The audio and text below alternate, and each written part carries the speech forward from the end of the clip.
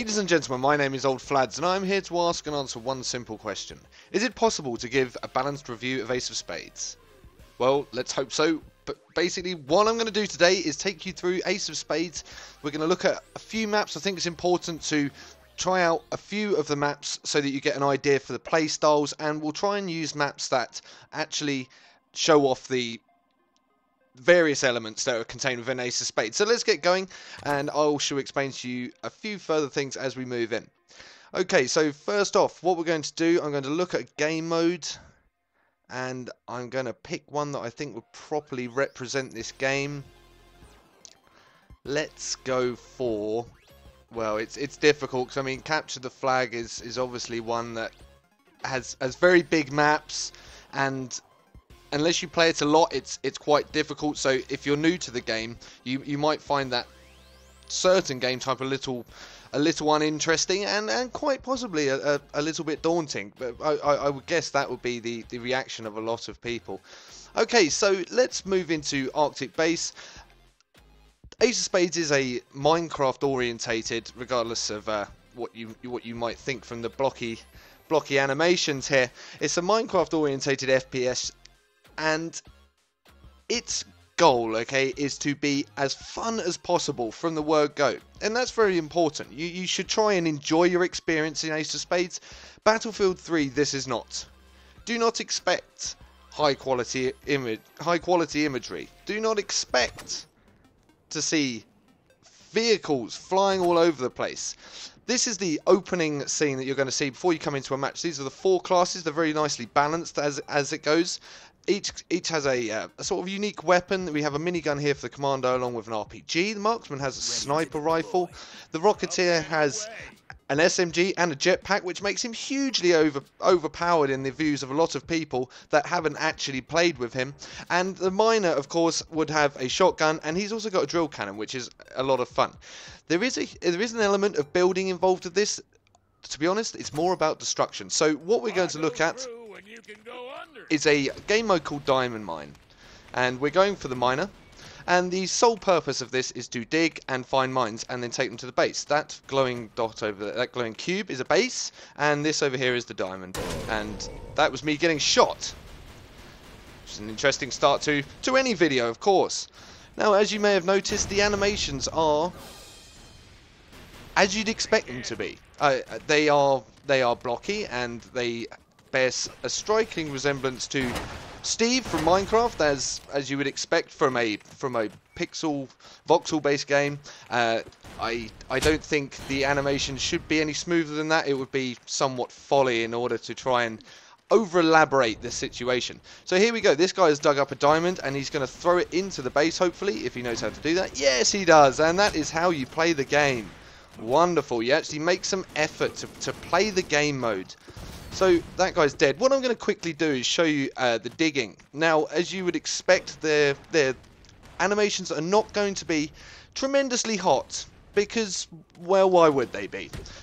Digging is done by and large dependent on your class. The marksman, for example, does not dig very fast. The miner does. We also have a drill cannon that we can dig straight through here. This churns up lots and lots and lots of blocks in one go. It takes a while to reload. It's also used as a weapon, but we'll come on to that later. So, like I said, the idea of Diamond Mine is to dig through into various areas, find diamonds, and get to the base. There is, of course, the FPS element, which is prevalent in this game type. It's important to try and control, if once a diamond is found, where that diamond goes, and you can obviously not do that if you're not shooting people. So what we're going to do is we're actually coming around the back of the enemy base. What I'd like to do is try and get into the back of their spawn, because a lot of the more important and easily destroyable structures are actually within this part of the map. Okay, so the base has been reset. We can see the green team are up here. This is actually their spawn. We're going to get out of there fairly soon. And we're going to head over to here, and we're going to see, hopefully, as long as I don't get sniped, of course. Boom! Yes, beautiful. That's the sound of success. That is right there. It's a fully developed and wonderful sound, and I get so much satisfaction out of killing. Whoa, that was... Whoa, and again, boom, headshot on that one as well. Beautiful. This game, as you can see, is by and large tongue-in-cheek. And perhaps we should probably play the objective a little bit and do some digging. So we're trying to find diamonds as it is. We've joined this game fairly late, which is alright because ultimately we are going to be moving on to a different game type for the second part of the video. I think it's fair that I show you as many of the game types as I can in our limited time together, because otherwise it's very difficult for you to create a balanced review.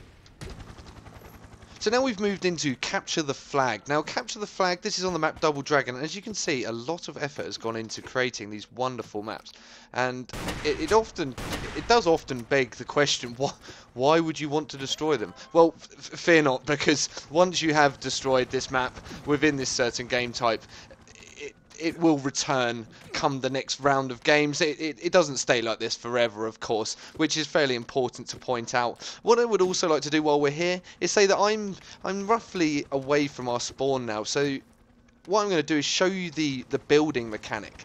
Now, if I take this single block and I stand roughly here and I start putting this together, you might ask yourself, what is the point in doing this particular type of building and trying to construct a defense here? Well, you'd be right in asking that question, because it would be utter lunacy to do that. Basically, because you've been granted these wonderful prefabrications. Now, these vary between the different classes. So a marksman, for example, has this little pillbox, very cute, very ultimately useless. Look, there's a guy over there. Let's go and see if we can have a shot at him. Boom! Headshot. Beautiful. I love doing that.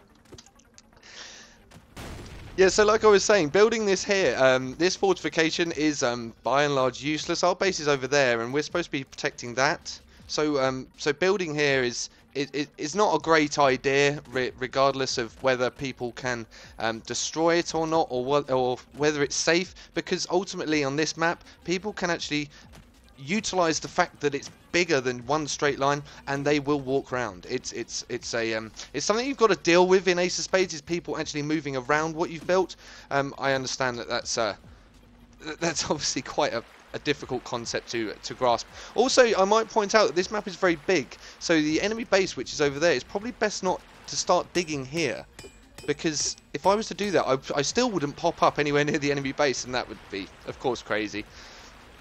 Now, I didn't show you a lot of Capture the Flag, so what we'll do is we'll come back into the next game and I shall show you further what Capture the Flag is about. Okay, so I've just picked up the bomb and I've run the full length back here, being defended very well by this guy, and we've just captured it. So that is basically what happens in Capture the Flag. You have to go and get some intel and you've got to bring it back. It's a very simple game type. It does involve... Although for its simplicity, this game is actually remarkably strategic at times as well, and that may seem like a bit of an odd thing to say, but a lot of games are what you make of them, and this game can be as fun and as simple or as complex as you like, and that's one of its main endearing features. There's also the other point that there is no ranking system, so you will look at this game and you'll take each match as they come, and whether or not you win or lose, obviously winning is nice and you should aim to win and you should aim to play the objective. It's a game that you can pick up and play straight from the word go. The interface is very easy. Right click is aim, left click is shoot. If you're the Rocketeer, as I am now, you have this jetpack, which is wonderful news. How many games can say that in an FPS that they can get away with a jetpack? Because there aren't that many about. Now, I appreciate that this game that we're currently in has not got as many people in it as maybe is be useful, but one of the best ways to actually traverse in this game is to go down. So hopefully we'll be able to dig our way into the sewer, and here we are. So as you can see, it is perfectly feasible to dig and actually move throughout the level underground. This leads to some of the best action in the game, coincidentally. So it's not something that should be sort of poo-pooed or looked down upon. It's a very viable tactic, and it's something that you guys should be aiming to do as much as possible. How many games can claim that you can dig through here? With the Rocketeer, you have this spade, and the spade is by and large it's a nice feature. It's not hugely powerful, and it will be used, and you can use it as a melee weapon. It's a 2-hit kill with this, and that's something you should also bear in mind, that it's just further development on the way that this game has progressed. And I think that is a testament to the guys at Jagex, who took an original beta idea that was heavily based upon building and trench warfare. Oh, as I get shot from behind. Well, that is the issue with coming down here. You will get shot occasionally. And I like the way that they've taken what was a heavily trench warfare game, and they've looked at the options they had. And I would like to see more building in this game, and I'd like to see more prefabs and possibly easier ways to do it. Unfortunately, I don't think having world edit in so that you could build huge and fast and amazing objects like the Millennium Falcon, for example, or something from PlanetSide 2, who knows, but something that would further develop and further diversify what is a very good grounding in this game. There are bugs. For a game that's been released, it should be said that there are bugs. You do occasionally clip through the walls, and you do sometimes have the problem of the spawns when people decimate entire mountainsides. That's just something that you generally have to live with. And I think it's probably an acceptable... Ooh, as we try and finish off just here, it's probably an acceptable way. They've actually hidden the intel down there now. As you can see, it's now been built upon, so it's in the sewer. And it's going to be very difficult. I think I'm probably going to get shot by this guy.